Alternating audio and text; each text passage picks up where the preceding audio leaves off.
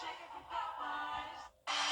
face it, news is complicated. That's why WJBF.com makes it easy. Get clear, accurate stories that don't waste your time. Plus, get the latest video in one click with WJBF Plus. Get it all at WJBF.com. The Live 5 for 6 Skyview Network, sponsored by Terry Lambert Hyundai. It's a windy day due to a cold front sweeping through the area, bringing just some isolated showers, followed by a slight cool down next week. I'll have all the details coming up. Now on News Channel 6 at 6, a sit-in in the U.S. Representative's Augusta office. What constituents say they want from Congressman Rick Allen as Your News at 6 starts now. Live from Television Park, this is WJBF News Channel 6 at 6.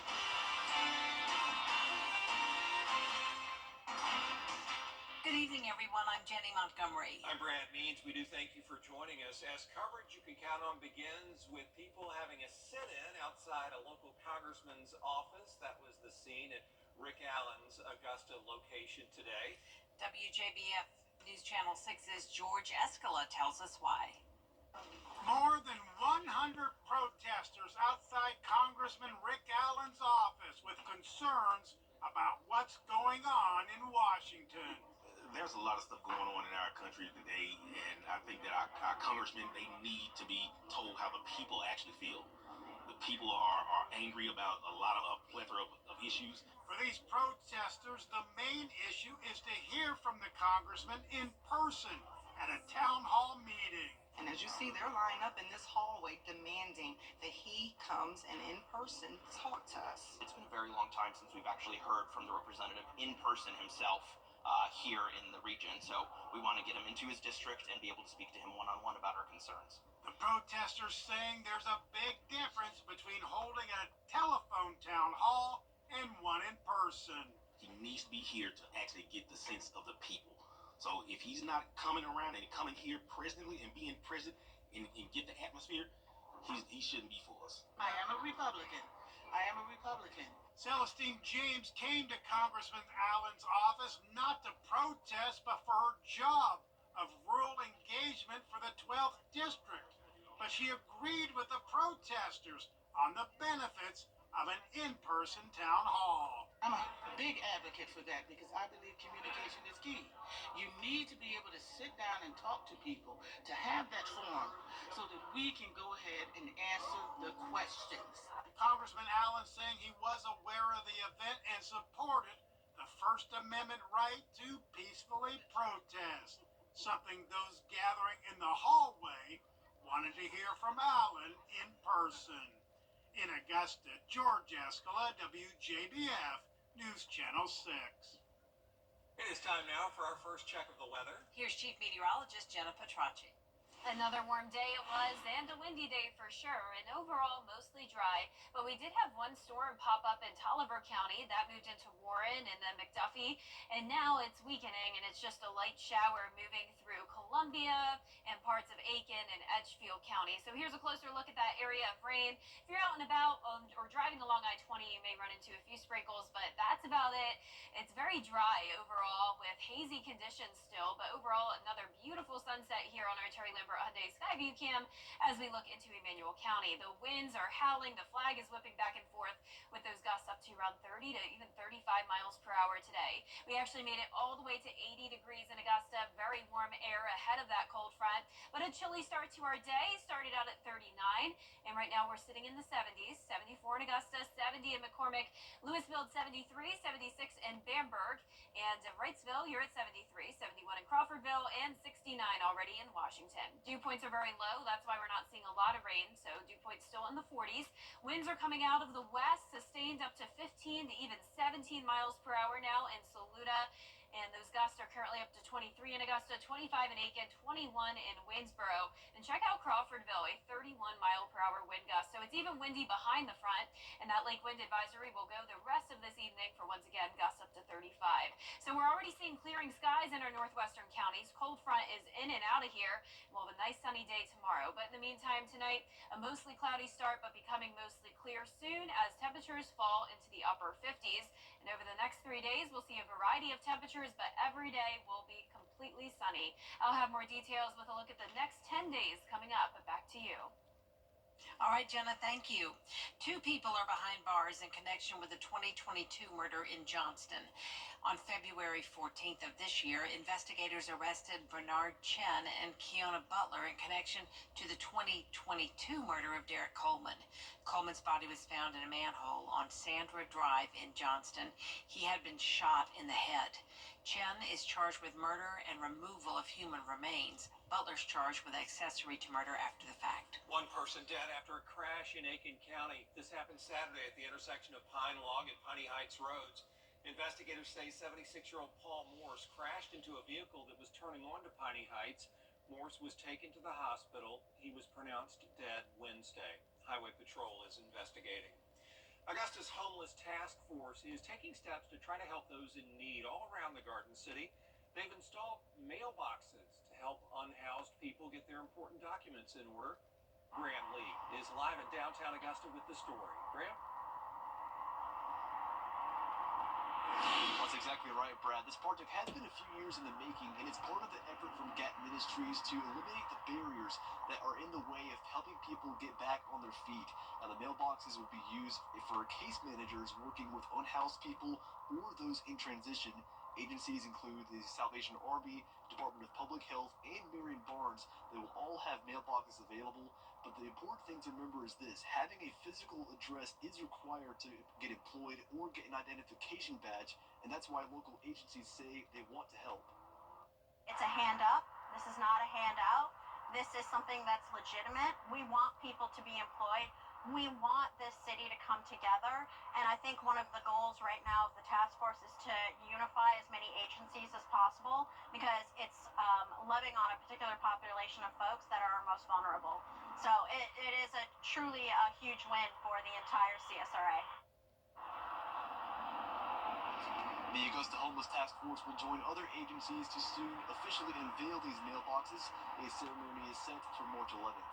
Live in Augusta, Graham Lee, WJBF, News 6. While Wildwood Park Campground and boating docks are about to open to the public, some activities are still closed for the foreseeable future. The International Disc Golf Center and Professional Disc Golf Association in Appling remain closed. The head of the PDGA says the course was about to reopen after a pine beetle infestation last fall, but then Hurricane Helene hit. So we went through a whole process of getting that taken care of, trees being removed, taken off the course. In fact, the staff here was just weeks away from opening up a couple of the courses for the public to start playing again after the pine beetle issue. And then Hurricane Helene came, and no one saw that coming. And yeah, it's devastated the course. You know, on a wooded course like this, which the Southeast is known for in disc golf, the trees play a big role in where you have to throw your shots. Debris and damage have kept crews busy at the park for the past few months, and staff say they can use all the help they can get. If you'd like to pitch in, visit WJBF.com. The high price of eggs hitting home for some local businesses, bakers especially having to find a way around the price increase, either absorb it or pass it on. First opened, 5 dozen eggs, 60 eggs, was around $5, $6. And over the last couple of months, it's fluctuated. Over the last year, it's fluctuated. Right now, 5 dozen eggs, even just at your local Walmart or Kroger, is almost $30. The government working on a plan to stabilize prices. Information on that at WJBF.com. A meeting on the demolition of an Augusta landmark has been postponed. That is dealing with the future of the old First Baptist Church. It was set for tonight, but the speaker for the event was unable to attend. The church is facing demolition due to the condition of the property, despite its status on the National Registry of Historic Places. So far, no make-up date for that meeting has been announced. Still ahead, federal layoffs continue in Washington. We'll hear from some of the workers who were fired after the break.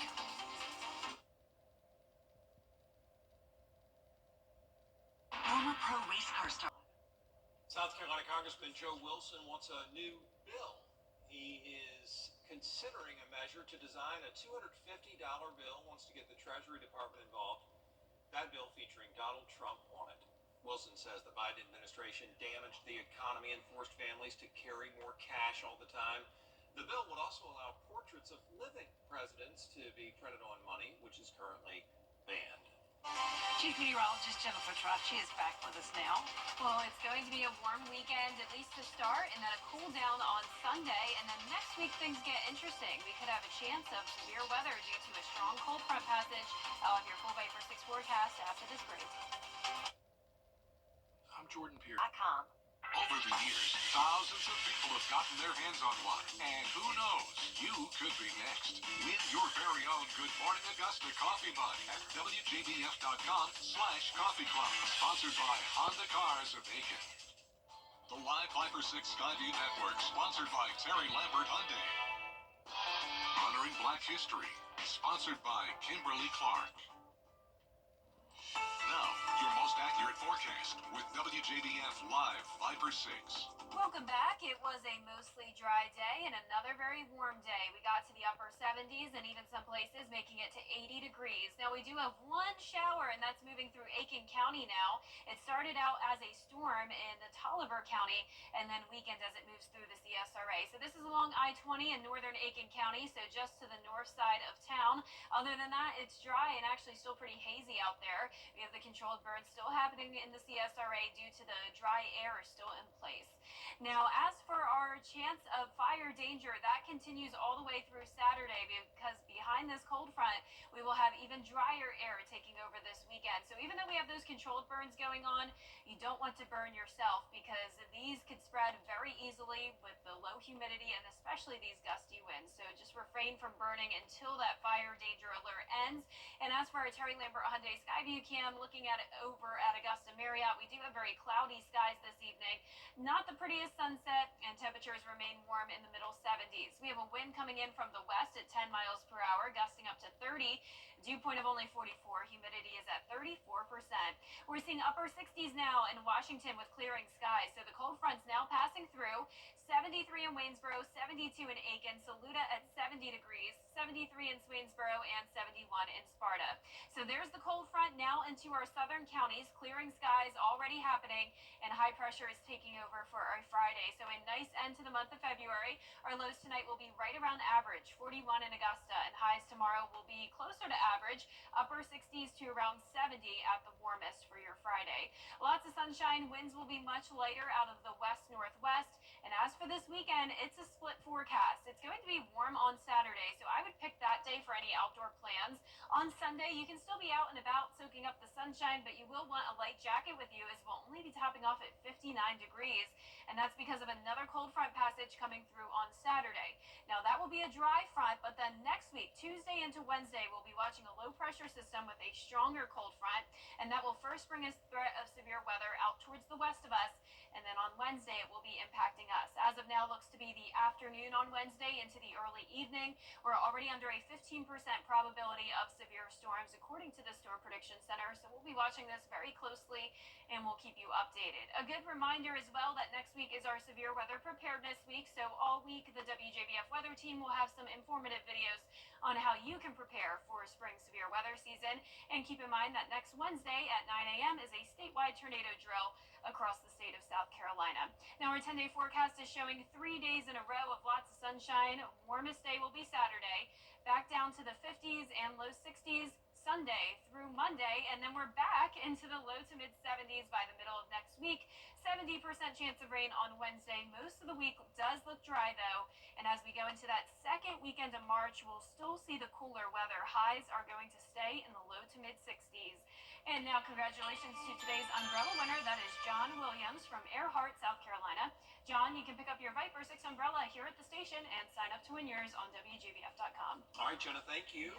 Still ahead on News Channel 6, more high school basketball action in our area. We'll hear from the North Augusta girls and Butler boys head coaches on what it means to advance to the Final Four in sports. Accidents can happen. Online. Call attorney John Foy & Associates. Weather headlines on News Channel 6, brought to you by Hickson Roofing. Honoring Black History, sponsored by Horizon Motor Coach. Now, WJBF sports coverage you can count on. More high school basketball state action continues tonight with the Denmark Olar girls playing Military Magnet, the Augusta Prep boys, Brentwood girls, and boys all playing at Columbus State University. The Denmark Olar girls fell to Military Magnet Eagles 57-36, but we will have that recap at 10 and 11. The boys, they won their game. That kicked off with Bethune-Bowman. The Augusta Prep boys started their game this afternoon, but lost to Furtaw Prep 68-31. The Brentwood boys and girls also playing later tonight. And the North Augusta girls and Butler boys picked up wins last night, advancing to the Final Four. The Yellow Jackets had no problem against Gray Collegiate Academy, cruising to a 49-20 victory. They'll travel to Florence along with the boys team in the Final Four on Monday. Then on the Georgia side, the Butler boys made history, advancing to back-to-back Final Fours. The Bulldogs travel to Columbus State University tomorrow. Position on, and if we just focus on a position at a time, the cumulative effect of that'll be us winning the game. And so when we bought that in, that's what changed everything. And then when we got our defense back to the level that Butler don't play defense, our season took off from there. It's an awesome feel. You know, at the beginning of the season, you talk about those things and you try to work hard and try to get there, but there's something else to be able to get there. So we're extremely excited, and I'm happy. I'm so proud of our girls. And the USC Aiken Pacers men's basketball team closed out the regular season against Lander at home, and fifth-year senior Jalen McCoy has now become the program's all-time leading scorer. The 19-8 Pacers will honor Jalen with two other seniors on senior day against Lander. The guard broke the scoring record actually earlier this month against their rival Augusta. He scored 33 points that game, and ever since then he's been adding on to his career points.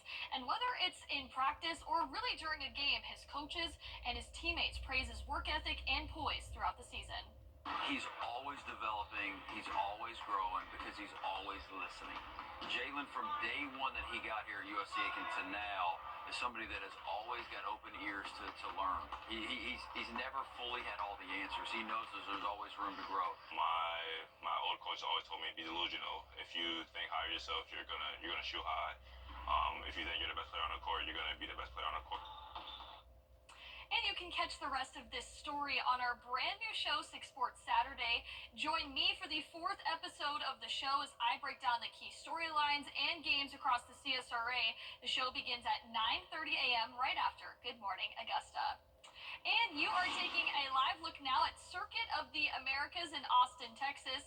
We will get you ready for everything you need to know ahead of the race in 6 Sports Saturday, starting at 9:30 a.m. Then the NASCAR Xfinity Series kicks off at 2:30 p.m. Saturday on the CW6. That's it for sports. We'll be right back.